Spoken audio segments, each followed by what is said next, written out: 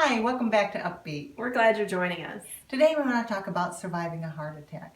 Did you know that every 34 seconds someone in the United States has a heart attack? And 40% never make it to the hospital. But that's totally avoidable. Certainly you hear of people dying suddenly from a heart attack, but a lot of them are preceded by having symptoms called angina. Angina is just your body's warning sign that something is happening. And if you pay attention to these symptoms and get proper treatment, a heart attack could be avoidable. Or if you are having a heart attack, you can minimize the long-term effects of your heart attack by getting proper, prompt treatment. So it's important to recognize the symptoms of a heart attack. You know, the most common is chest pain. Men feel like an elephant is sitting on their chest, sweating, nausea and vomiting, pain in your arms, your back, scapula, the jaw. I had a patient, she thought she had a toothache and went to the dentist, and turns out she was having a heart attack. So pay attention to those symptoms, especially women. It's always a little different. Yeah, women may never have any chest pain. You could just be kind of short of breath and unable to do your daily activities without being extremely fatigued. You can break into a cold sweat, have episodes of nausea and or vomiting. Mm-hmm. So if you feel like you're having a heart attack, important, call 911. If you get the EMS there, they can start treating you before you get to the hospital. But it's really important to be able to differentiate between angina and heart attack. Angina or angina, tomato, tomato. Angina comes and goes.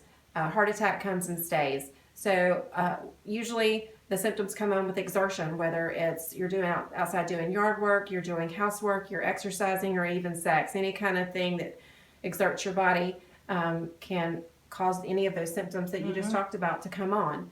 And so it's really important to stop what you're doing and look at the time. And angina usually goes away within 5 minutes. If the pain persists, it lasts longer than 5 minutes, then you want to talk about calling 911. Don't delay, because timing's everything whenever you're talking about heart attack. So you want to make sure you're going to want to get proper treatment promptly. Okay. Once you call 911, take an aspirin if you have one, a full-size aspirin. Chew that. Uncoated is the best, 325 milligram aspirin. That can help with formation of clot, prevent that from happening, or at least decrease that clot and From progressing. Yes. So also unlock the doors. Make sure that the EMS can get in. If you have a friend or a neighbor that could wait with you, that would be great. Otherwise, stay on the phone with the 911 person. That's right, and you always want to have a list of your current medications. That's really important for the EMS to be able to review those medications. Tadalafil or Viagra, those medications would make a difference if you've taken those, because they would not be able to give you nitroglycerin upon arrival of EMS. Okay, so very important, do not drive to the hospital. Even though you feel like you can get there more quickly than waiting for the EMS to come, very important, don't drive. They can at least get things going, get that EKG sent to the hospital. They'll know you're having a heart attack. They can call the doctor and the cath lab team and have them ready and waiting for you when you get there if you call 911. That's right. There are certain first-line things that they have on board the ambulance, like morphine, oxygen, nitroglycerin, and aspirin. They can go ahead and get those things on you and start treating you with those things to help minimize the effects of your heart attack, to bide your time until you can get to the cardiac catheterization lab, and they can get that artery opened up and help to stop that heart attack in its tracks. And minimize the damage to the heart. That's right. Which will help you to have a better life going forward.